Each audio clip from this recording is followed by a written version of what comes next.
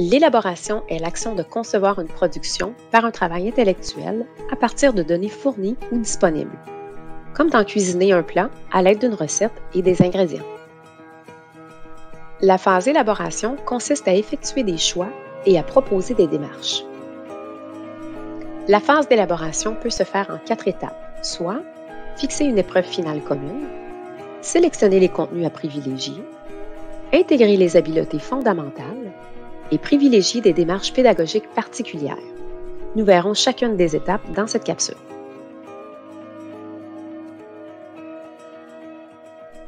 À cette étape, on doit déterminer quelle sera la performance finale.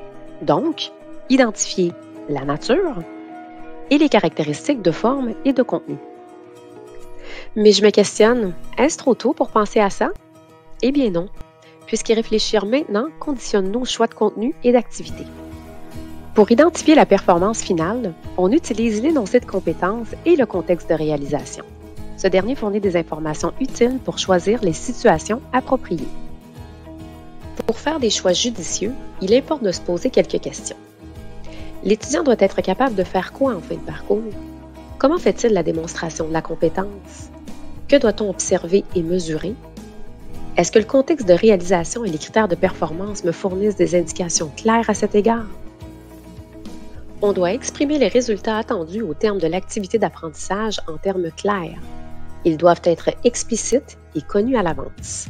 On doit tracer le cadre de l'évaluation finale et préciser le niveau de maîtrise de la compétence, ce qui déterminera aussi le niveau d'exigence à adopter pour ce cours. Deuxième étape. À ce moment-ci, on identifie les principaux contenus à aborder. À partir des habiletés à développer, on identifie les concepts, les théories, les méthodes et les techniques pertinentes et nécessaires pour développer la compétence. Mais attention, s'il existe des versions antérieures du cours, on peut facilement tomber dans le piège et vouloir préserver la liste des contenus existants. Pour éviter toute incohérence ou surcharge des contenus, on doit accepter de refaire l'exercice complet. Troisième étape, intégration des habiletés. Dans une perspective d'approche par compétence et d'approche programme, une compétence est rarement isolée. Elle relève plutôt d'un continuum de développement dans lequel les apprentissages sont interreliés. Pour bien l'inscrire dans ce continuum, on arrive à dégager les orientations à privilégier à partir de documents locaux, comme le logigramme, dans lequel l'analyse des compétences du programme nous fournit des informations sur les liens à établir avec les autres cours. Pour enrichir la compétence, on dresse une liste des habiletés intellectuelles à exercer, celles qui proviennent du niveau taxonomique approprié. Et à partir du profil de sortie, on y ajoute aussi la liste des attitudes professionnelles à développer. La compétence à développer relève-t-elle d'habiletés fondamentales? Peut-elle être associée à des orientations locales particulières? La compétence à développer dépend-elle d'une autre compétence de formation générale ou spécifique? Quelle contribution apporte-t-elle aux autres compétences à développer? Sur quelle compétence de la formation générale cette compétence pourrait-elle s'appuyer? En réponse aux questions précédentes, eh bien, on doit rendre explicite la contribution de cette compétence au développement de la formation fondamentale. On doit réinvestir les apprentissages antérieurs et établir les liens souhaités par l'approche programme. Dernière étape, la démarche pédagogique.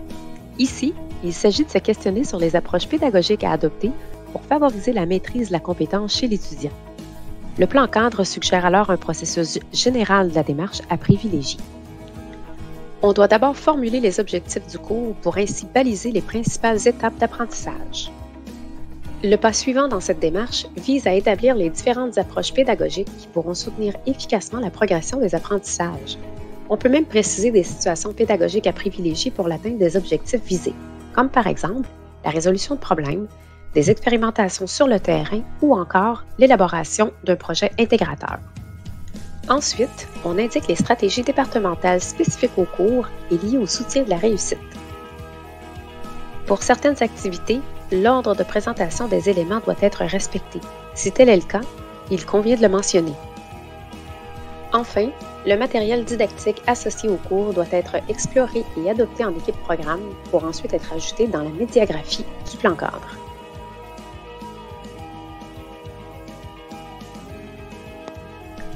Un remerciement spécial au département de développement pédagogique du Cégep de Rimouski pour avoir autorisé l'utilisation du contenu des pédagogtrucs dans cette capsule.